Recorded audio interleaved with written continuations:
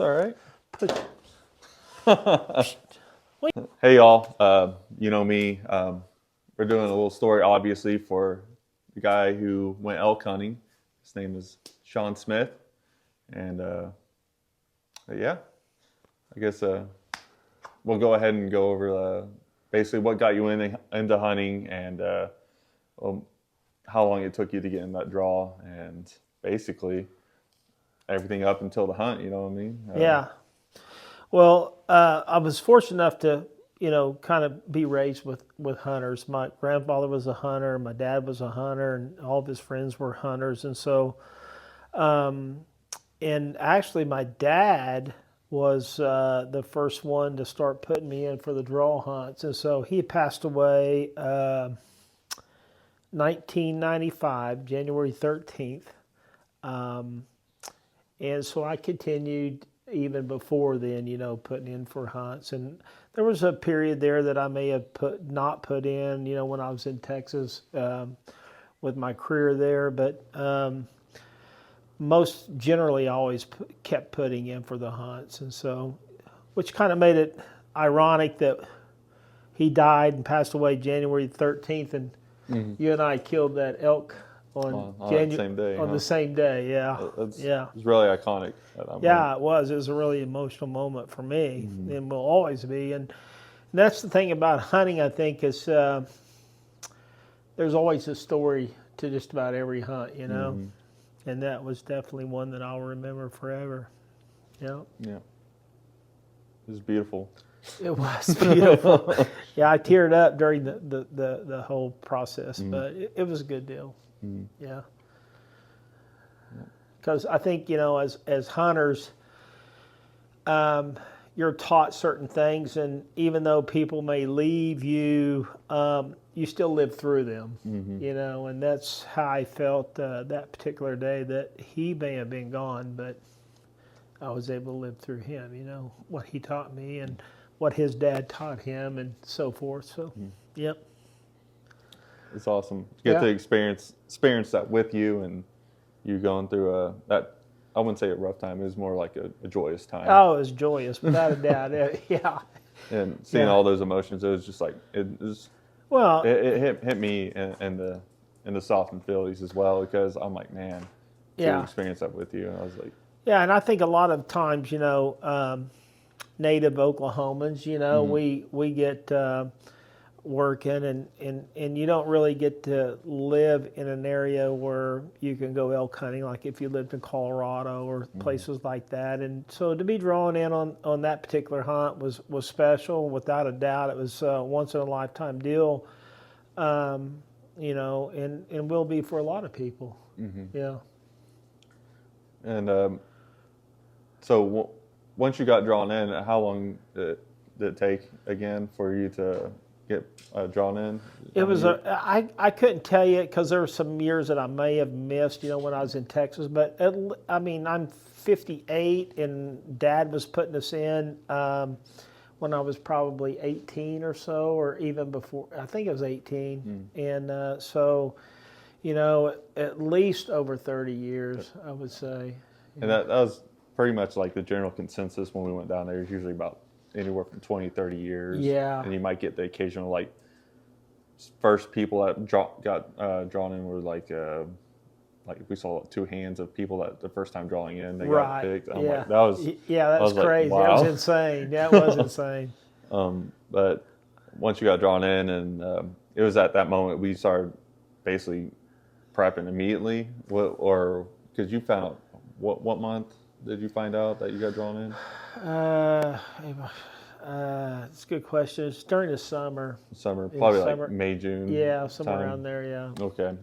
So, and then, like, it was immediately after that we basically you're trying to get planned out. Yeah, without a doubt. I started trying to plan everything out and put a lot of thought in it. As far as like, he gave me an opportunity to buy a new rifle as well. So, I went with the Bagara 300 Win Mag, bought that. I didn't have a 300. I had other 30-06s and 270s, but I went with the Bagara because it was a blueprint of the Remington 700, which I have one, and it was one of my favorite rifles. And so everything's interchangeable with it, you know, and so that's what I chose. And then I chose the Omega 300 suppressor because I'm old school and I've got a lot of old guns in here, and you know, you can get them threaded for $100 or whatever, and it'll fit on all those guns. And that's the reason why I went with this one-time purchase for me, to utilize that. And then, you know, I thought about you. I mean, I'm not gonna lie, I thought about like who would be a good helper. And I think on a walk-in hunt, it's imperative that you have a helper that's willing to go the extra distance and have the same personality as you. And I think that was the key for me. And I couldn't have done it without you. And I mean, it was tough. I mean, there's no question it was tough, but it was well worth it, you know? Oh, yeah. Yeah, definitely like pushing. We were feeding off each other to push each other. Yeah, without a doubt. Get that. Use the right 2 lanes to turn slightly right onto I-44. Signs for Lawton, Amarillo. Is that really good road that you can come down? Yeah, there's a pretty high fence. Keep those elk in and keep them from running, crossing herds. There's a gate right there. Yeah.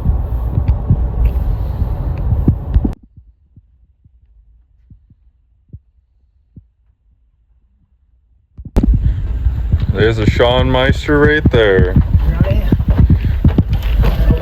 The last piece. Quote.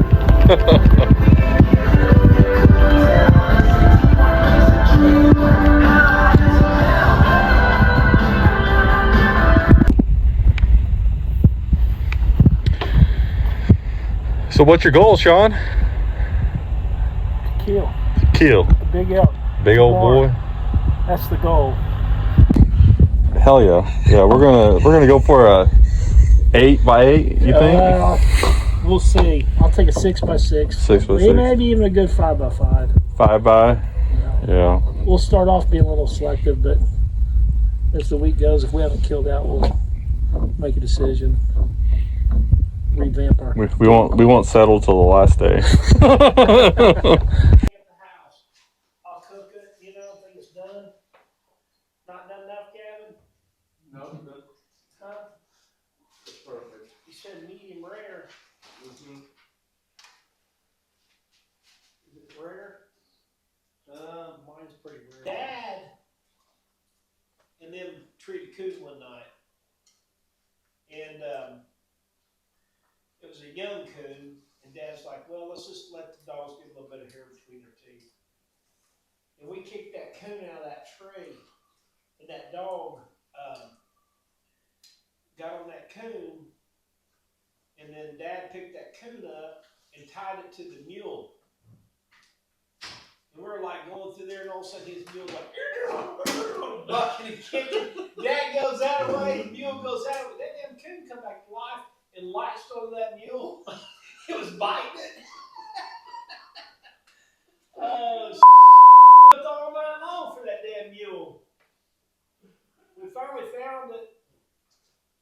I remember that night we went, your dad handed you a hatchet and said, climb that tree and start chopping. Yeah. And that coon come out, run down over your shoulder. Yeah. The Yeah. squealing was coming. I know. I didn't think Shawn could do that. That happened to me several times. See if we can finalize our game plan. Yeah, it's hunt day. Hunt day. It is Day here. one. Day one. We made it. We did.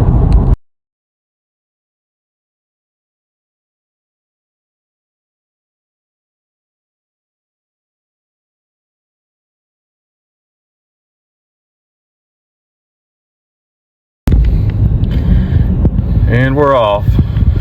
Look at that. There's only 4 people in front of us. 3. So yeah, we'll get there because I guarantee one of these are going to break off. Oh yeah. Here, I'll get the papers. I'll put that stuff on the hood. You focus on driving. All right, just got done with orientation. Yes. Shawn and I are getting out of here. Adele even mentioned it in the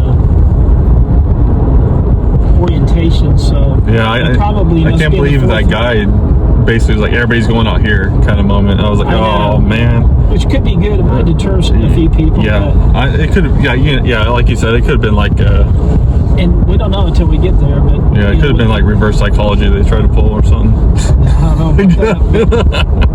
Yeah, It's just the fact that for a couple of weeks that was kind of our game plan. So right.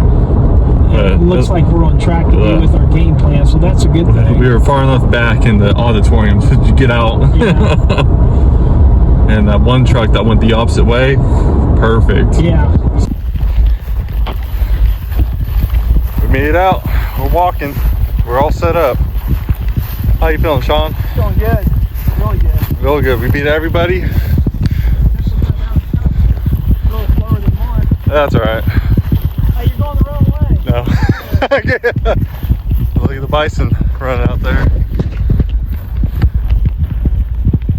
Look at them. They're running along with us.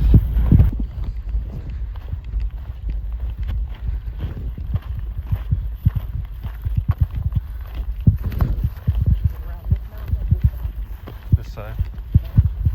This side's a shortcut.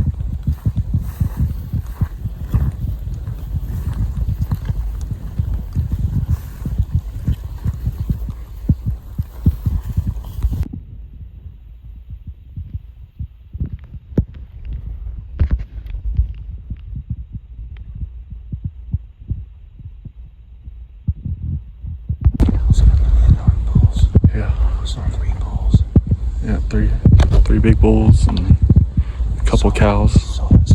Yeah, spike falling some cows.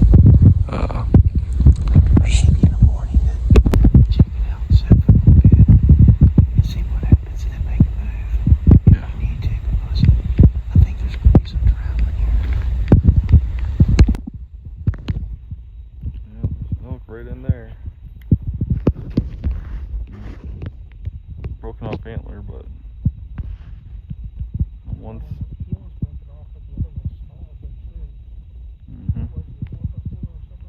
Yeah, he was about 404, 5x5. We're waiting on the slow folks back there. Yeah, they're pretty far back there now. We want to make sure that we wait on them. We're not sure they can get out here. They may get lost. Can't having a family get lost out here. Right, leave no man behind. And Well, we had to go so far back in there. It's about 7 miles, I think. yeah, we went 7 miles back. Yeah. So we went 7 miles after orientation and 7 miles back. So there's 14, and you were blistered up, and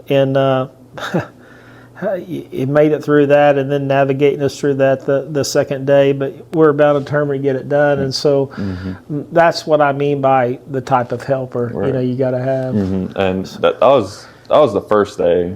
So what did you think about that day, the first day?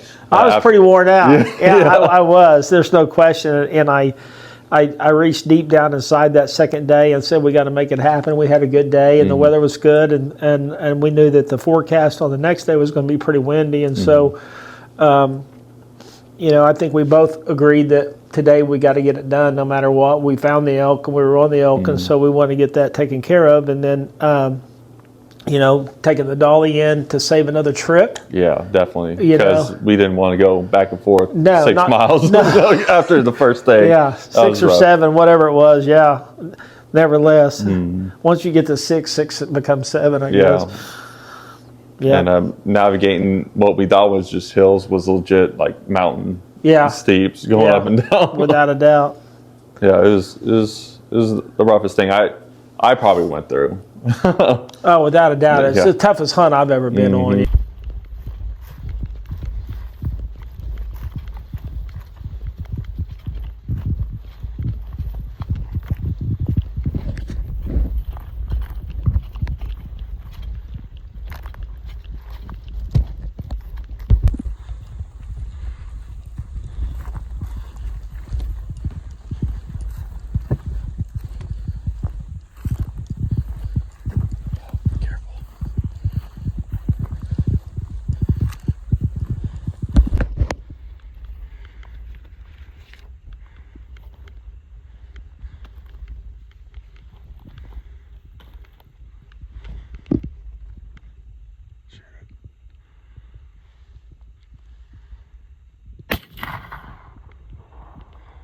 We started to act on our plan, Right. and then Yeah. as we were walking in, we essentially lights started cracking, and we decided to look up that mountain where we saw leaving out the first night. We saw elk when we were coming in. I was like, oh man. Yeah. Or you spotted them, and you saw really big horns. I mean, they were maybe a mile away. Yeah. Yeah. And we decided to try to make a stalk on them, Right. make a move. Let's see, and then once we got up there, they weren't far away from us at all. No, not at all. And do you want to tell the story about what happened once we got up there on that first stalk? Well, you hate to tell this story, but it does happen once in a while. And we forgot our shooting sticks. We were in a hurry to get to our location, and we knew we had a game plan, and we wanted to execute that game plan. And in the rush of everything, we forgot the shooting sticks in the back of the truck. And so, fortunately, you had a pair of walking sticks. Yeah. And we improvised the Velcro on the 2 walking sticks and made our own shooting sticks. And so we made a stalk. I said, it's half the distance. It's going to be hard getting one out. If we have to deviate from our plan, let's deviate from our plan and let's see if we can't make a stalk on it. So we went up the side of the mountain, and as soon as we got over the hill, there was a couple of elk there, and they weren't as big as you would anticipate, but they were good elk. And so I set those shooting sticks up, and there was a little hill there, and so my rifle was below the hill. Right. And so I had to freehand the shot, and so I was trying to freehand a shot. Yeah, I know. Put the sticks down, and you're taking back over the hill. And that's one, I guess, thing about the Bagara HMR. It's heavy, and with the suppressor, it's even more heavy. But it was hard to freehand that, and I missed that shot. There's no question. I straight missed, and so we accepted it, and nevertheless, it was on my mind the whole rest of the way to our original location that we talked about going to, and to get set up and try to make a shot, and I just kept trying to reassure you it's going to be fine. Yeah, you did. We're going to find the spot, and we're going to see elk. Yeah, you definitely called me, without a doubt, because, it was rough still, Yeah. We thought we were just out of the game all of a sudden. I was like, oh man, we can't be thinking this way. I know. Negative thoughts, no negative thoughts. Yeah, no negative. And what's funny is how we it all panned out, because we still had probably another 150 to 200 yards where we were actually going to go to set up and to hunt, and we had a game plan of what we were going to do after a certain amount of time, and then make a move if nothing happened there. And so, just before we got there, we saw 2 elk come across a field there, and then we kept walking, and that was another moment we had where I was like, I said, let's hunt. Yeah, once we dropped the dolly off, let's hunt. Yeah, you're like, you need to look around. I'm like, I'm sorry. I was just trying to record you, and I was like, oh man, I wasn't even looking. Well, I will say this, that after when you start hiking in there 6 or 7 miles and you get the track going, it's hard to let up off the gas, because you want to get to that point. Right. But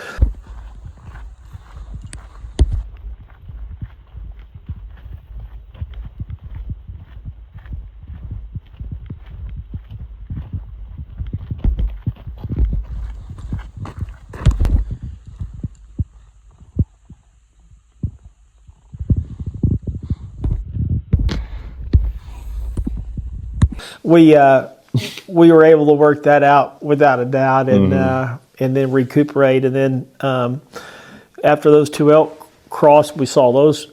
We went up just a few more yards, and then we saw 3 more bulls. And you weren't able to see that 3rd bull that we ended up shooting. No, yeah, because there was 2 bulls out in front. Yeah, I was like, oh man, those are. And there's a tree there, and then I remember going, Trenton, I need you, get over here. I need some help, because the sticks were wobbling when I put them on our made homemade shift sticks there we had. Yeah. It was kind of wobbling, and then I was like, he's like, I can't. I'm like, you got to get over I had here. to throw my bag off so I can shimmy my way over. Because I didn't want to ruin the hunt, and Right. so the grass was. It was tall. like is knee high. So Yeah. I was able to just crawl, and I got there. You're like, what's the range? I'm like, 3. range. Yeah. It was like 389, 390, somewhere in that range. Yeah. And you're like, hold the sticks. You gotta hold the sticks. I'm like, oh crap. So I'm holding the sticks, and I keep ranging because I don't want to mess up the range. And we both took ranges, so we wouldn't do that. 'Cause Yeah. I told you before the hunt, I said, I'm going to ask you to range, but I've got to range too to verify what you were doing. And at that point, that was obsolete. I didn't even think about getting my range out. Because it felt like he was standing there for almost like 10 minutes. Like, please don't move. And yeah. I was like... And I know how time goes by. Even after we made the shot, after I made the shot, it was like we heard it hit, and in my opinion, that's a benefit of the suppressor, because the noise reduction was so minimal, but the recoil too as well. Oh yeah. So when I made that shot, I heard it hit, and you heard it hit because you went.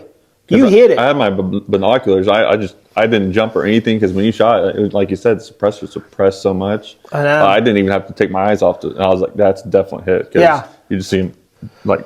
Yeah, you kept saying flinch. and that's another time thing, is because he's got the head wobble. His head started wobbling. Yeah. When he was facing away, you just see his head do this. Yeah, and he turned to us, so I racked another shell.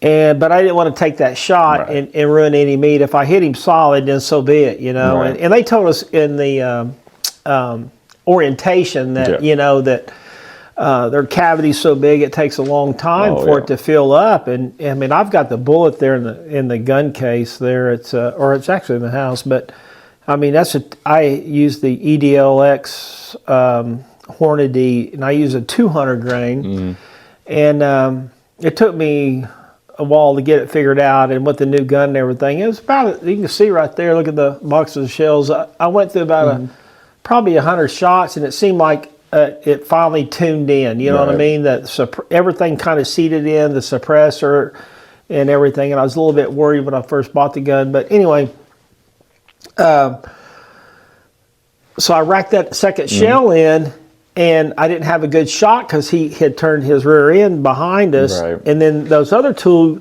bulls drifted off. And then up on that ridge, some more come in. And then he turned. Like, oh crap, he's moving. Yeah, he moved. And so when he turned, I took another. Right.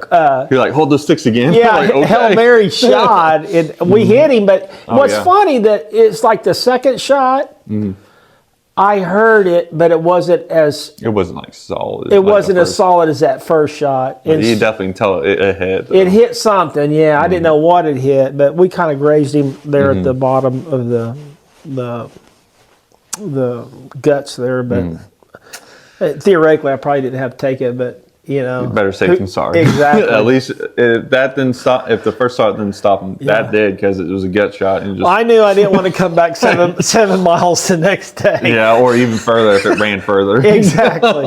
Yeah. So definitely do a follow-up shot if someone is going to take a shot, right, and you think you hit, just go ahead and do another one. Yeah. Oh, without a doubt. And, if you got the right angle. Yeah. And I will apologize for the people, because I thought he was a 7x7 or something like that. And then, but the background, it was just a bunch of thickets. It was. It was hard to tell 400 yards away with just binoculars. Well, there's no question that there's probably bigger bulls there, but that is one that I will. He has some character. He has some curls to him, and definitely one that. For your first one, it was definitely an experience. And the width, if you've never killed one before, and it's your first time. You just walk up to it, you're like, it's a horse on the ground. Yeah, exactly. Legit, the size of a horse. I've killed a lot of deer in my lifetime, and there's always, that ground shrinkage. And there was no ground shrinkage, especially for your first elk. Yeah. It may not be as wide as we thought it was, or as big as what we thought it was, but it still was a pretty good elk. That body was big. It was huge. When we tried to drag it, it was rough. I had to use every bit of my strength to pull that elk out of the way. Yeah. Oh, man. He just took the biggest shot, man. What a day. What a day. Yeah. That was at least a 6 or a 7x7, dude. Today's day that my dad died. He never got to come here. Oh, there's a bull that walked out from behind. You think he's down? I think he did. He ran, he fell over, didn't he? Yeah, that's a small one run. There's more that came out after. Yeah. I think he fell down. You want to go walk up there? Just give him a minute. Yeah.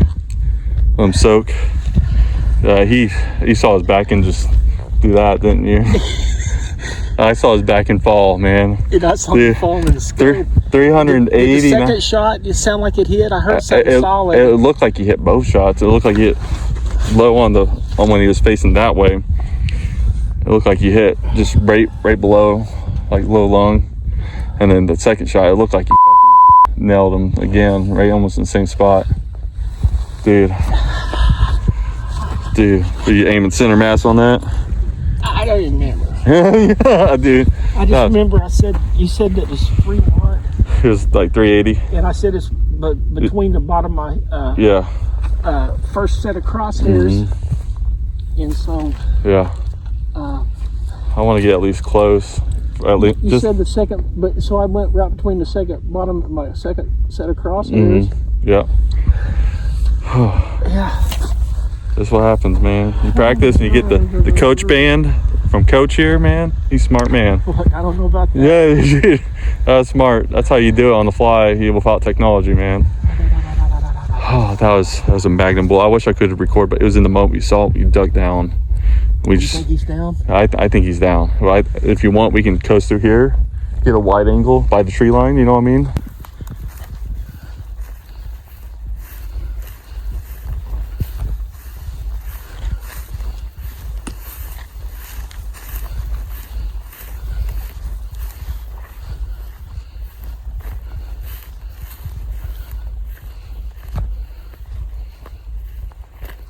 Oh, Shawn.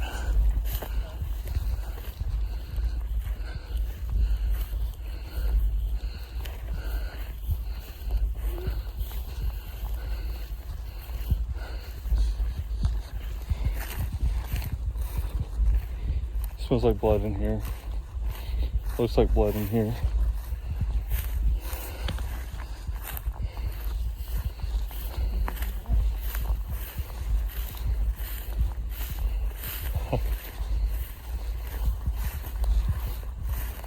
We went back this way.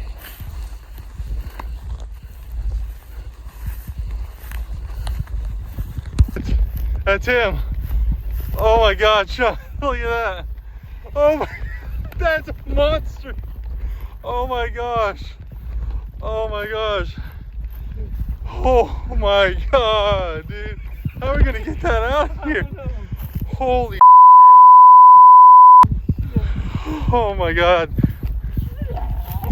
Dude, look at how big that rack is. Look how massive that thing.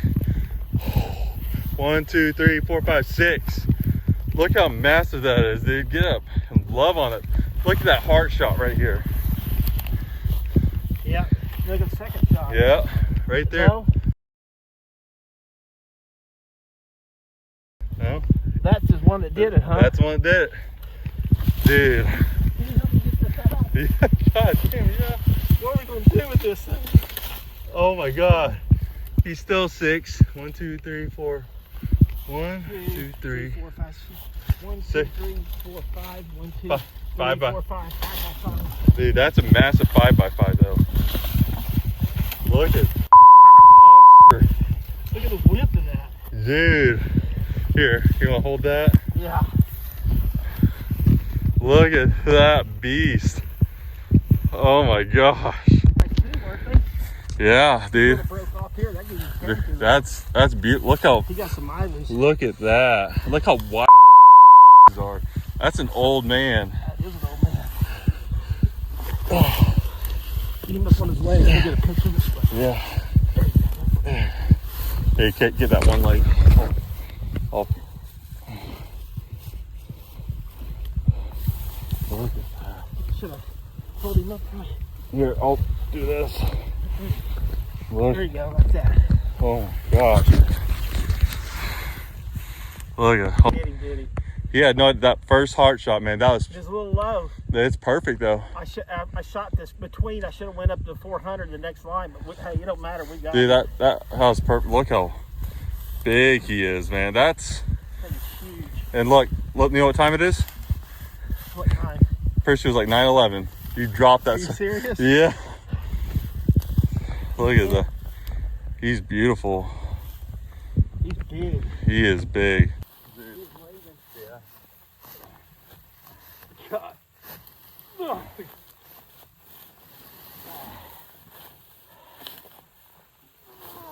There we go. We can put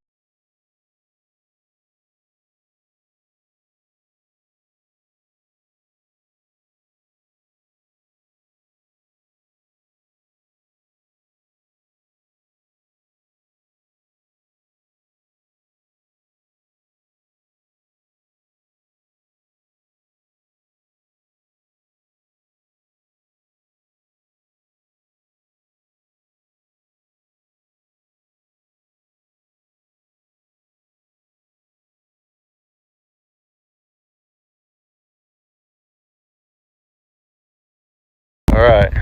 Good to go. Yeah. Heading out, huh? All right, dude. Woo! All that meat. That's what she said. Yeah. Holy moly.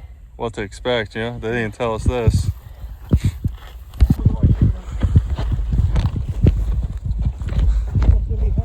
And it was a great hunt. And It was, without a doubt. and then I didn't get too much footage after us finally packing up because we were just so tired and working so hard, getting out. And like you said, we were on this kind of routine of I'd carry the head up and then I'd come back and help carry the cart. That way, give you a break on the cart. And I tried to do the best I could to alleviate, your pains because, I mean, pushing that cart is just.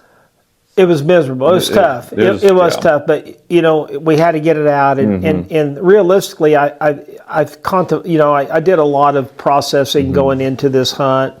Then after the hunt, there's other things that I think about after the hunt, and one is the picture that I don't know if I took it or who took it, but we're walking back and it's dark. Mm-hmm. And when I made that shot, and to me, it seemed like 20 minutes, but I'm sure it was just a few minutes when he turned to chase those other bulls that come off that little ridge or knoll or hill or mountain, whatever it is. and then when I made that second shot, he ran and fell. It seemed like it was 20 minutes. I'm sure it was just a few minutes. You know what I mean? Because we kept saying drop, drop, fall, fall. Because we knew he hit it. Definitely. But the picture of us coming back after dark. Oh yeah. So when I made that shot and I fired that second shot and he ran about 35, 40 yards, something like that. If that. Yeah. And he fell into that little scrub oak. You said your official kill time is 9/11. 9/11. Yep. And I thought, you're kidding me. January the 13th.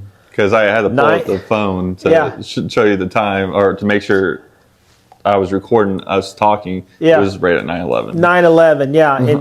And so you think about 9/11 in the morning. It was after 7 o'clock or so, or around 7. It was about 7:30, 7:30, 8 o'clock time we got back. And that's after, skinning it and then quartering it out and then getting out of there, you know.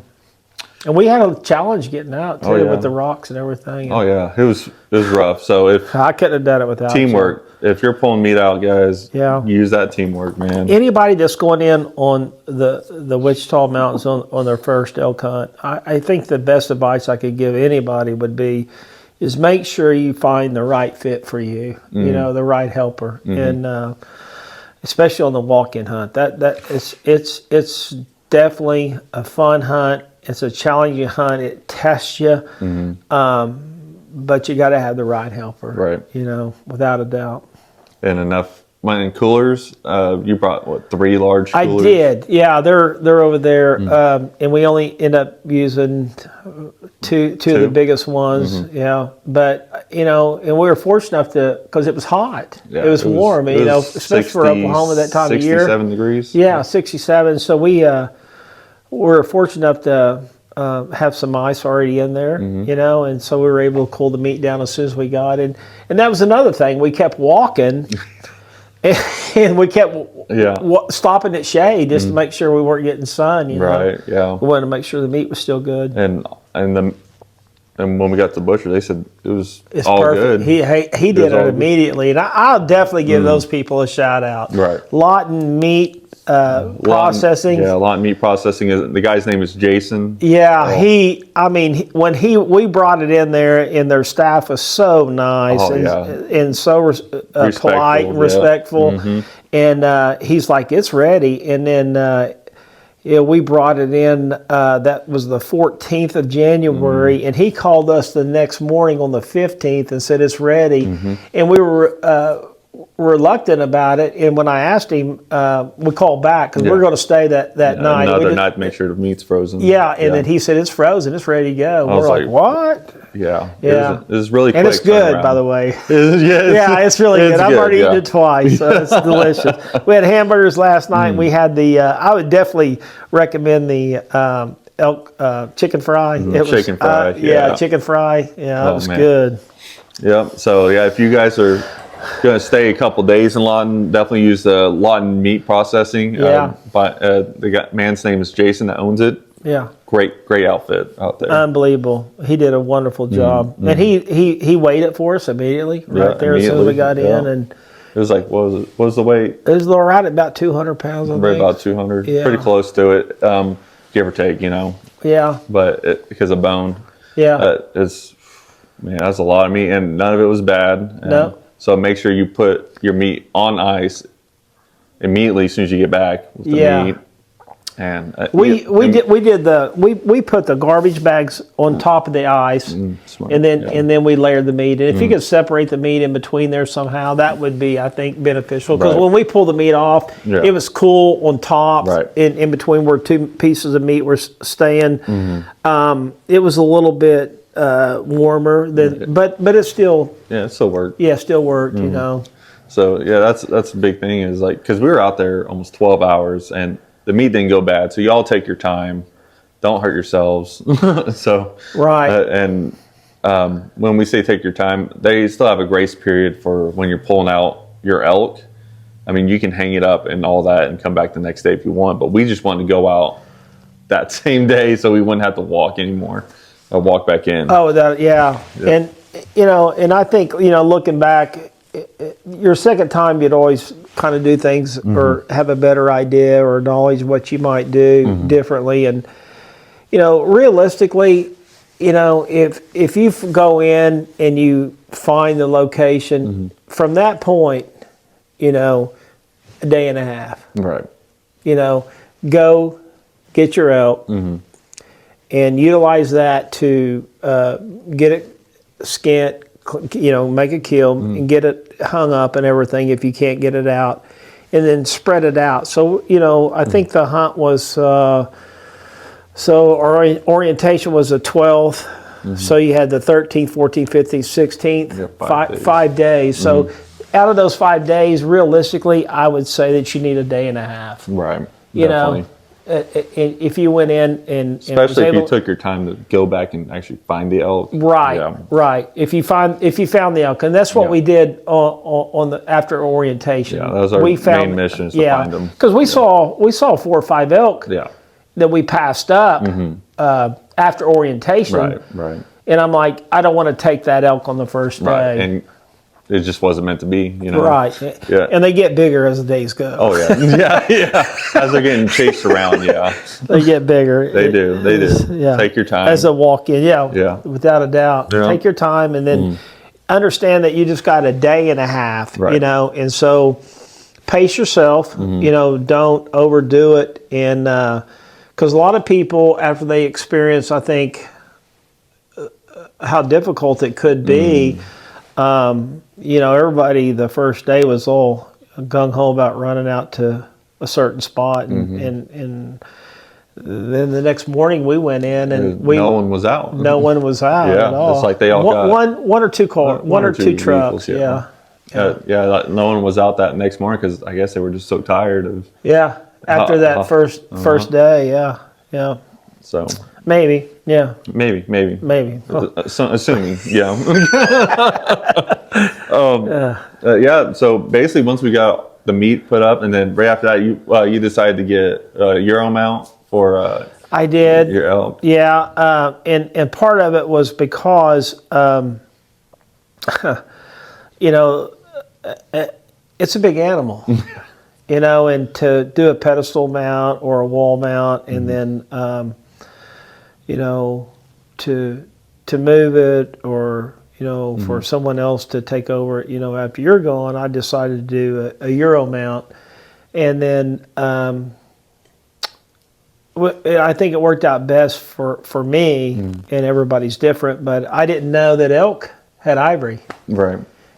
And so I decided that instead of spending the money, for $1,500 or $1,600, $1,700, whatever, to do a pedestal mount or a wall mount, it's $250 to get the Euro mount, and I decided to utilize the money that I would have spent on the pedestal mount and get something made that I could carry with me all the time. Right. Yeah, another piece of your once in a lifetime event. Yeah. And that's what I have chosen to do. And actually went to the jeweler today. And oh, really? Yeah, I did. Yeah. And so we're in the process trying to get some stuff made, and with the ivory from the eye teeth of the elk that was taken on the Wichita Mountains. So. And you took the head to was it Porter Hill Taxidermy? I did. Yep, I did. I took it. They were real quick with it, and he said, I don't know, week and a half. I haven't heard back from him today. I'm sure he's working on it. Yeah, he was pretty busy. Yeah. He had a lot. He had a lot going on, and I think it was the end of the deer season. Yeah. Right. Yeah. So we got done right at the end. Because when we took the elk in, there was a guy that brought a doe in there to get processed. So yeah. That was because the 15th was the last day. Yeah, and I think he runs a taxidermist, and he's also a processor. Yeah, he does some processing. He said he got to turn some people down. Yeah. So if you guys are ever in the Fletcher, Oklahoma area, go to Porter Hill Taxidermy, and he'll take care of you. Yeah. He said, a week and a half, you said? Yeah, and I got his name, and that's part of the other research that I'd done was I actually had come in contact with a guy that was on the traditional hunt, and he had killed a nice 6x6, and he wasn't real comfortable about caping the skull out. Right. And so he had called them, and they came out, and for, I think for $50 or something like that, he went ahead and caped that off for him. So, right there on the back of his truck, drove over there and done it for him. So I thought, you know, someone that's willing to go that extra mile, you know, let's give them a chance to do ours, you know. Right. Yeah. Yep. And reasonable price too. Yeah. So $250. yeah. So Yeah. it's worth it, I think. Oh, without no a brainer. doubt. No Yeah. brainer. Yeah, and I think he does everything. If you want to get your hide tanned, I think he's trying to do it himself, but he does send it off for, I think he said $450 or something like that. Yeah. And I saw that on his page that he won some championships or some trophies for his artistry of his taxidermy. Yeah. So yeah. he's high class. So yeah, I was impressed, and he was real nice. Yeah. And then basically after the hunt, I mean, we basically just relaxed and we went fishing on our last day. Yeah. And then went got the meat and went home. And that's something else, you know, that you don't think about. But you know, when you go on a trip of a lifetime, you try to think of. I did try to think of everything that you can take in while you're there. The only thing we didn't do is go to Mears to eat the hamburger. Right. I know. You didn't tell me about that. I know. Yeah. Oh well. Hey, guess what? We'll go back. We'll go back when we get the Euro, and we'll go eat at Mears. Yeah. It'll make it all good. Right. Yeah. Or say I get drawn in, I'll just take you with me. Yeah. You don't. I can't do what you did. I can't do. A guy that would walk across a 1 mile field, curling our carrier, our cart. Yeah. Yeah, and I that was probably, to be honest with you, the most terrifying moment I had in my life on this particular hunt was when you stepped in that armadillo hole. Oh, yeah, and you're like, oh shit, you broke your leg. I'm like, nah, I'm good. I'm like, oh God, our hunt's over. No, I was like, I'm pretty nimble. I'm pretty nimble. You had the cart, you had the phone, you had the light. Yeah, you're like going through there. Yeah, multitasking. Yeah, you were like, multitasking. Oh crap. Yeah. Oh, but yeah, it was a good time, man. It was. I wouldn't change anything about it. It was almost perfect. It was. I think, and everything about it was perfect. We had a good time, and the experience, and to have family there too at the same time. You know, with Mark and his son to experience and be part of it was. Memories. Just once again, it's every hunt's got a story, and there's a lot of stories that I will always remember about this hunt, without a doubt. Yep. Don't tear up on me now. I'm not. We've shared a lot of hunting moments. Oh yeah. And then to see another generation come into it, and hopefully. They'll get the feel for it, Yeah, I definitely learned a lot. So I appreciate you bringing me along. I appreciate you coming. 'Cause I couldn't have done it without you. There's no way. No way. And then, let's see. I mean, do you have anything else you like to throw in? Yeah, Any special things? I really don't. Other than I want to show them the ivory. Yeah, the ivory. Yeah. Yeah, let's show them the ivory. So. These are the eye teeth. Yeah. Yeah. Of the bull. And so I thought it was kind of cool when you research elk ivory jewelry, the different things you can do with it, necklaces, rings. And I guess the sky's the limit, So anyway, that's it. Can I fill one of those? Yeah. Wow. Pretty cool. And I'm sure they can tell by the. I heard later, I don't know, but the aging of the bulls, how dark they are and how worn down they are and everything. Kind of like deer. Right. Yeah. That's neat though. That is pretty cool. It's definitely a different feel than deer teeth for sure. Yeah. It has that nice sheen to it. Yeah. Yeah. It's pretty cool. So If yeah. the people want to contact you, is there like a email that you use, or do you I do. prefer phone? I check my email once in a while. I don't check it very often, but yeah, they can. It's Shawn SHAWN H Smith SMITH 03 @gmail.com. All right. Yeah. And if anybody has questions for me, it's okiehomihuntsman @gmail.com. Yeah. So pretty simple, right? Yeah. Yeah. So and your email's pretty simple too. I mean, Yeah. I'll even put it in the description. That way, if anybody needs it after the video, they can find it. Yeah. And then I hope everybody enjoyed the clips I put in between us talking. That way, they can get a nice viewing bit instead of Yeah, just being straight. I think that doing a video for someone that's never been is beneficial, because a lot of videos you see and they go through the hunt, but there's not a lot that really helps you understand like different things that you could do to help you be more beneficial. Right. Does that make sense what I'm saying? Yeah. Especially Yeah. because you just see the video, you're like, Yeah. what could help me? What could Yeah. I use here? Yeah. And so we all do our own research going into it, and here's another thing: it's like the spotting scope. Right. Yeah. And you took the spotting scope because traditionally we that's thought what we you needed, did, right? And then the second day when we went in, you decided not to carry it. It was just An extra weight that extra you had 30 to or carry. 40 pounds I had to carry. Yeah. Right. And so, there's a lot of things that I think that a person could take with them or thinks they're going to take with them that they can eliminate. And the ultimate goal is to go in and kill a nice bull elk. Right. And they want you to kill them. Yeah. They want you to make a harvest, to help them out and to be able to get back. Right. And so, I don't know, the climber dolly might be a way to go. Oh, yeah. It was a little bit heavier. Right. I don't know if it would have been easier or not. I think the wheels on the rocks Right. definitely is something to consider. We struggled a couple times. We were fortunate enough to be on the road, and then, but And definitely, we both cut weight and unnecessary baggage Yeah, the second day.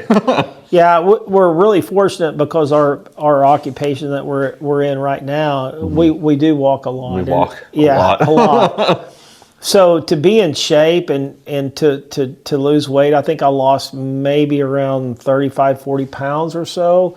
And started eating healthier. And I started that as soon as I found out I got drawn in, and I knew I was exercising a lot. And so to prepare yourself for that once in a lifetime event, I think is also crucial. Yeah, I really do. definitely. And I coached for 25 years, prior to what I'm doing now, and to be pushed to limits and push, kids to limits. It was my time. We all become content with our lifestyle, and if you read the literature, it says it's going to be a strenuous hunt. Yeah. So, and it is. It is. It was. But it's good. We conquered it, though. Yeah, we did. And I think it's great because we didn't have to go to Colorado to do it, but we were still able to push ourselves and feel like that we were on, Right. a really true adventure. And I think the walk-in hunt is definitely an experience that makes you feel like you're in your own home state, Right. and we're able to experience an elk hunt and still have the what do you call it? I would say the adventure of the hunt and the strenuous activity of a hunt. Right. Yeah. Just like the full experience, like you said, out in Colorado, it's like that, but smaller scale. Exactly. Yeah. Exactly. Yeah. So that way, like you said, people don't get drawn in until 30 or maybe 40 years after. I know. And at that point, you're like, man. And that's where the emotional part came in for me, and I don't want to get emotional now, but was the fact that, my dad had passed away, and he was, I think, 57, and I'm 58, and he never got drawn in. Right. And so for me to go in and to harvest an elk on a hunt that he put in for years. On the day that he passed away, because he never got to go, was special. Right. And you see that a lot of times on different videos and stuff, and you really don't feel it until it actually happens to you. Right. You know what I mean? Yeah. But anyway, it was fun. I appreciate it still, and Yeah. you being a trooper with me, and I appreciate you. I like I said, I couldn't have done it Yeah. without a good helper, and I think that's the number one key. You know, you can have a rifle, and you can have the best equipment in the world, you know, and if you're not able to have a good helper to think and accomplish the same goals as you are, then you're at a disadvantage, you know. And, and I took it as the same approach as when I coached, you know. Right. I'm going to surround myself with good people, and Exactly. and that's what I was fortunate enough to do with you, you know. yeah, it definitely helped that we hung out just like Yeah. good old boys. Yeah, and we ate good too. Yeah, we did. They'll see the first night. They'll see the first night where we basically. I thought it was our last meal because there's lobster in there. Yeah, it felt like it the next day. Yeah, it did. Yeah, without a doubt. Yeah, and after that we're like, yeah, let's just make something quick, Yeah. burgers or something. Yeah. But Worth it. that's another thing we plan. We plan our meals out, you know, where we didn't have to come back and cook, you know. Right. And so, I mean, you can eat out or whatever, but we pre-made chili, you know, and we had hot dogs. So we had Frito chili pie, and then Simple stuff when we get those back. aren't the healthy things that we're eating before the hunt. Those are things that we ate during the hunt. Yeah. So we were able to come back, and even though you're a little bit tired or whatever, we just were able to warm it up and go with it, you know, except for the first night. That was the 11th. Yeah, that was a Sunday night. That was before Sunday night orientation. before orientation, you know. Yeah. That was well worth it then. Yeah, without a doubt it was. Yeah. Yeah. Well, Well, I appreciate it. Yeah, I don't know what Dude, I've done without you. I'll do it again too. Not right now though. No, right now. Not right now. I'm still recovering. You had blisters on the back of your heels, and they were like bleeding. Oh, they were. Yeah. They were after the first scout day. I Yeah. switched from my, I guess they were newer shoes to like combat boots. Yeah. Didn't make it any better, but Yeah. it is what it is. Man. Yeah. Well, I guess. it's truly an adventure for anyone that possesses an Oklahoma lifetime hunting license or even puts in for the draw. It's definitely a trip that's memorable, Right. without a doubt. Keep putting in. You'll eventually get it, right? And I think it goes to show you what a wonderful job they do there as far as their biologists and stuff. Oh, You know, yeah. it's amazing. You know. And come back to the States. Motivation for betting the bullets. Cherish those kids and raise them up the same. Give back to the world to make it a better place. Make the time for those babies so there is no ifs, ands, or maybes. Never miss the ball games or daddy-daughter dances. Those kids will never